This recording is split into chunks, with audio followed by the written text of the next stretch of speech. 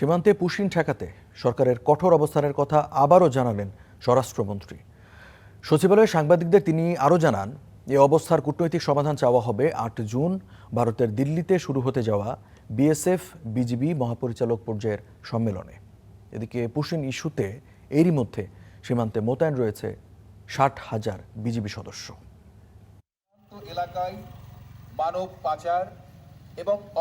এটি পঞ্চগড় সীমান্ত।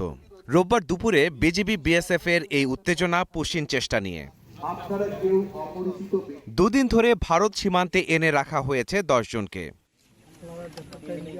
পশ্চিমবঙ্গে বিজেপি সরকার গঠনের পর থেকেই এই উত্তপ্ত অবস্থা। গত ৫ দিনে এমন ২১টি চেষ্টা ঠেকিয়েছে বিজিবি। এ নিয়ে সতর্ক রয়েছে জানিয়ে স্বরাষ্ট্রমন্ত্রী বলছেন, বিজিবিকে কঠোর অবস্থানে রাখা হয়েছে।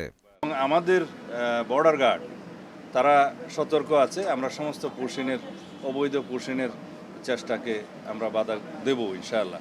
এ পর্যন্ত তাই হয়েছে। সীমান্তে এরই মধ্যে ৬০,০০০ বিজিবি সদস্য মোতায়েন করা হয়েছে।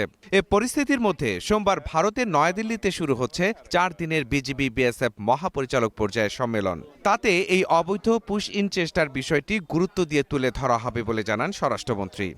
এটা এইবার আমাদের যাওয়ার পালা। ডিজি লেভেলের মিটিংটা ওখানে হচ্ছে, ওখানে সমস্ত বিষয়গুলো আলোচনা হবে।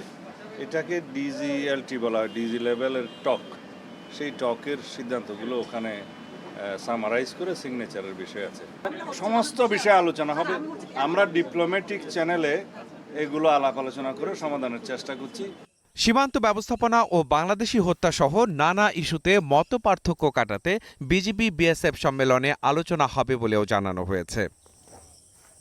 মাহাদি হাসান, স্টার নিউজ, ঢাকা।